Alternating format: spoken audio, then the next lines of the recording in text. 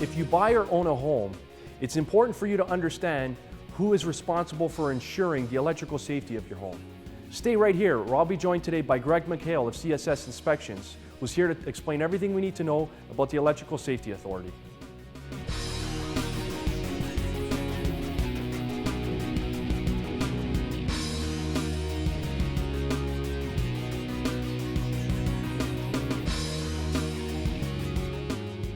Welcome back to Real Estate 101. Today we're going to talk a little bit about electrical in your home, and I'm pleased to be joined once again by Greg McHale of CSS Inspections. Greg, welcome back to the show. Thanks for having me, Joe. All right, Greg, so who is responsible for the electrical safety in Ontario? ESA. It's the Electrical Safety Authority of Ontario. They're a private for-profit company mandated by the Ontario government to manage and develop the electrical code for Ontario. Okay, and how does the ESA perform this function? They perform the function by actually creating the code to start with, the rules and regulations for the electrical code, and they end up getting passed in the government, get passed in the law, become part of the electrical code. And then they do inspections to check on whether or not the code is being adhered to. Right. And they're responsible for training and maintaining that whole aspect of it. All right, so can homeowners perform electrical work in their homes? Yes, they can. They can. Any homeowner can. Any owner of a property can do the electrical work on their property. They can either get a permit from ESA. ESA would come out and do the inspection. They do not need an electrician to do the work. In fact, there's only two groups who can get permit to do work. And that is the homeowner or an electrical contractor. Electrician cannot get a permit to do work on your house. So it has to go through an electrical contractor to do that. But a homeowner can do the work themselves. And then the ESA would come in and do an inspection. If they find any defects, they would report those defects to you. You have an opportunity to correct the defects. They come back out and do a second inspection. And if there are no defects, then they would approve it. If there are further defects, they would have to come back out a third time, and there would be additional charges for further inspections on that. Okay, now, are all homes in Ontario inspected by the ESA, new or existing homes? No. New homes are mostly run by what's called an authorized contractor program. So ESA has a program where they have contractors who meet certain conditions, been in business for 5 years, carry $2 million liability, have master electricians, and they still have to get permits, but they get a discount on their permit. And ESA does spot checks on work done by electrical contractors. So not every house is inspected. If ESA has inspected the house, there will be a sticker on the electrical panel. If there's no sticker on the electrical panel, then ESA has not inspected that house. Right. Homeowners, when they submit for a permit, they will all be inspected. So ESA will come out and do that inspection, and every permit they get would be inspected for. Okay, so let's say I own a home that has electrical outlets with 2-prong, and there's these new 3-prong electrical outlets. Can I use these? House has 2-prong outlets. The reason they have 2-prong outlets is back in before the 70s, the wiring pretty much was all just 2-wire. There was no ground wire. So there was no wire to hook up to for grounding. On changing over to a newer outlet, you need a ground wire to that. So you can either add a ground wire to each outlet and take that ground wire back to the electrical panel or a sub panel, and then put your new outlet onto that, or you can install a GFI plug, which wouldn't be grounded, but the GFI plug still works as a GFI. It just, the tester won't trip on it because the test works off going off of ground. There is no ground.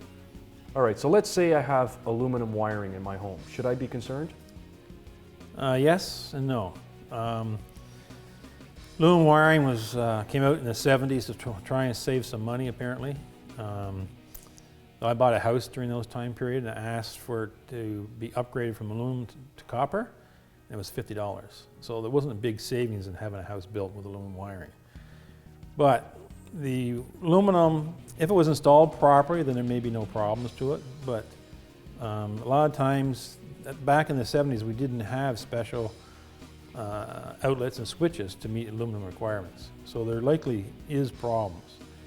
So aluminum is softer than copper, and it expands and contracts differently than other metals do.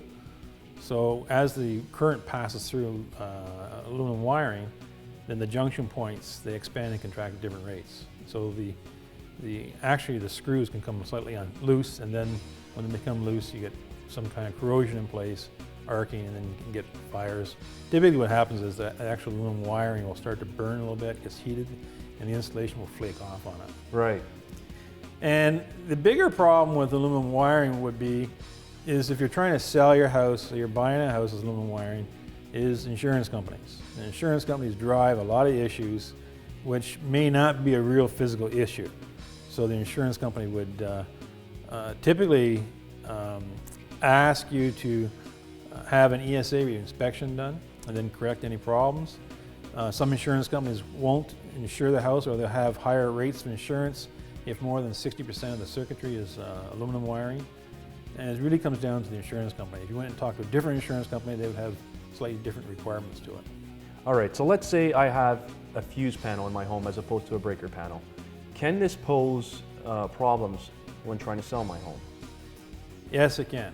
And there are some problems with fuses. Most people have changed the fuses. The standard fuse is 15 amps, and they put in a 20 amp or 30 amp fuse that'll physically fit into it. And so it's overrating. If you combine that now with aluminum wiring, you just compound your problem with aluminum wiring.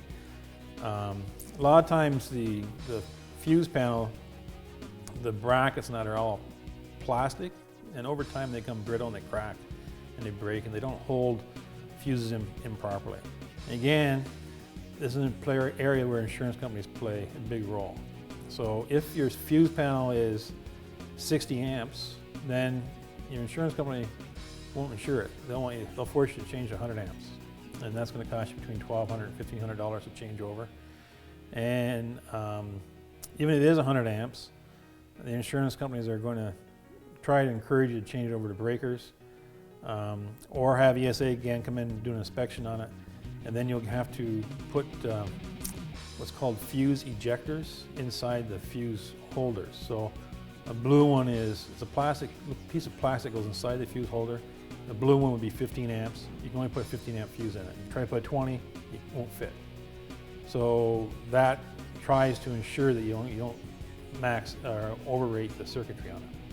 Okay, so are there any basic items to know in regards to electrical concerns in a home? Yeah, there's a number of things that can be done. You go through your house, any outlet or switch or boxes that have no covers on them, put covers on them.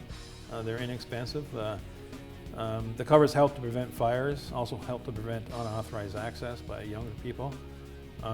Loose wires, that is another thing that can be dealt with. And wires that are surface mounted, typically if they're surface mounted like around wash machine and stuff like that, if they have to be secured to the structure.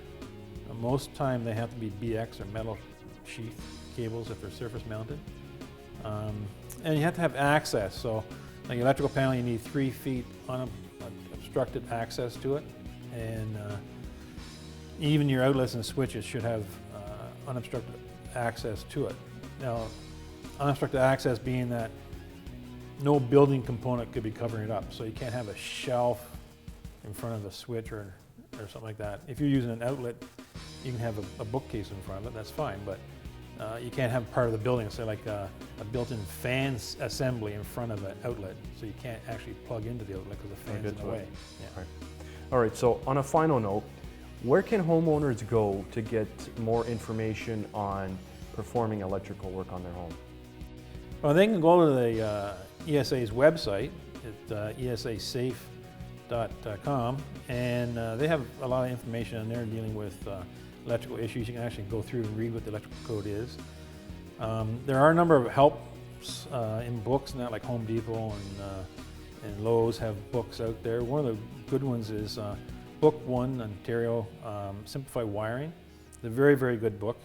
And it basically is written from the Ontario Electrical Code and simplifies it down into easy read terms with a lot of pictures in it to show you how to do wiring, what stuff to be concerned about and looking for. And if you follow that book, basically, you should have no problems meeting the requirements from the electrical code. All right, Greg, good stuff. Thanks for coming on today's show. Thanks for having me, Joe. If anybody has any more questions or needs the services of a top home inspector, they can get in contact with Greg McHale of CSS Inspections. I'm your host, Joe Tercera. Thanks for watching, and we'll see you next time.